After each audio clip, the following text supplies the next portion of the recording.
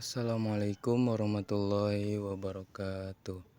Halo teman-teman, saya Afdal Aprilia Mahendra, NIM 2213492, kelas BKI 4C. Baiklah, di sini saya akan menjelaskan tentang penerapan teknik dan prosedur terapeutik. Dalam buku Gerald Corey, pendekatan eksistensial humanistik tidak memiliki teknik-teknik yang ditentukan secara ketat. Prosedur-prosedur terapeutik bisa diambil dari beberapa pendekatan terapi lainnya. Metode-metode yang berasal dari terapi Gatsa dan analisis transaksional sering digunakan, dan sejumlah prinsip dan prosedur psikoanalisis bisa diintegrasikan ke dalam pendekatan eksistensial humanistik.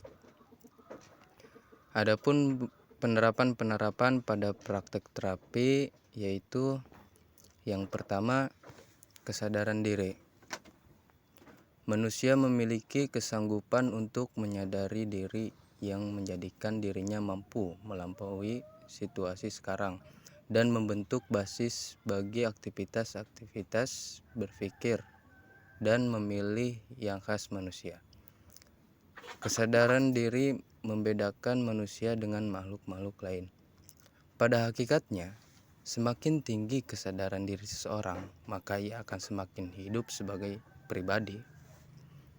Meningkatkan kesadaran berarti meningkatkan kesanggupan seseorang untuk mengalami hidup secara penuh sebagai manusia.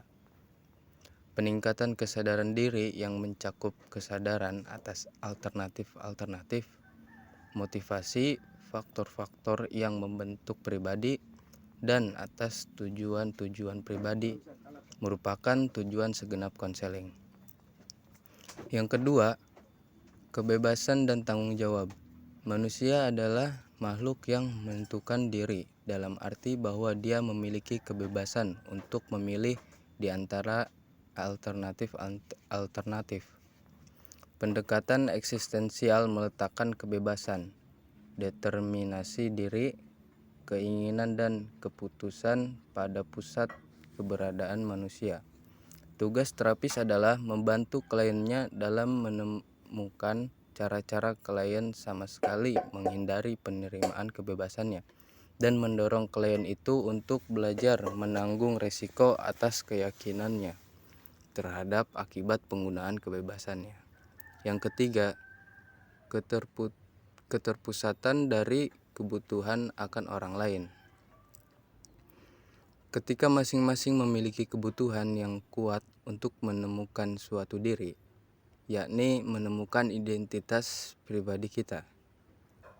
Kita membutuhkan hubungan dengan keberadaan yang lain.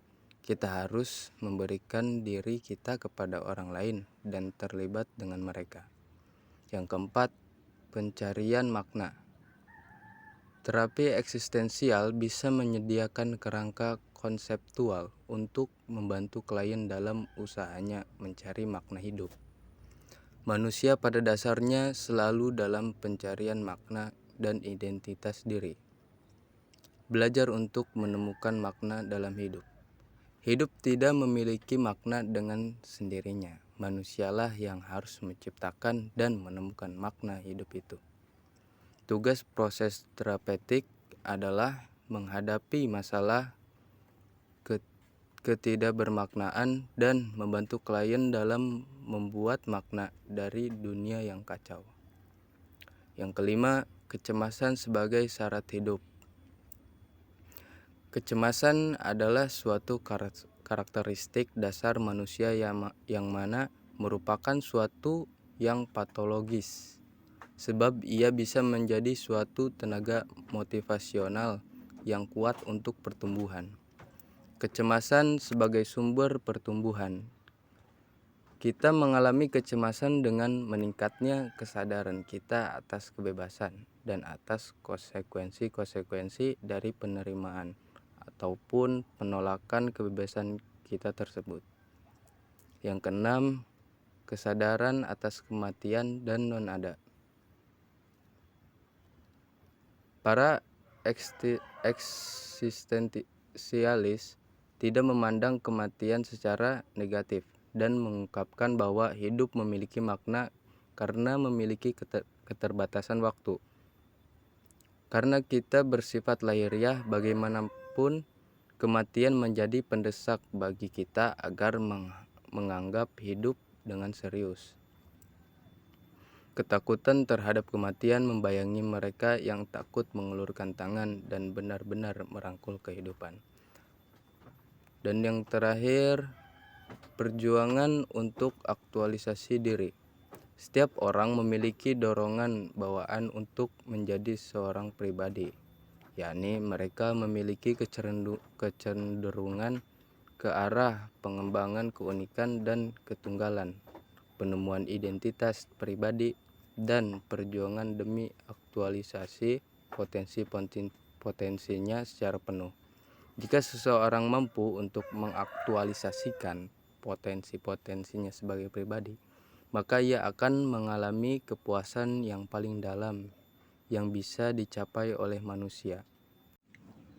Baik, mungkin itu saja yang dapat saya jelaskan. Kurang lebihnya mohon maaf. Wassalamualaikum warahmatullahi wabarakatuh.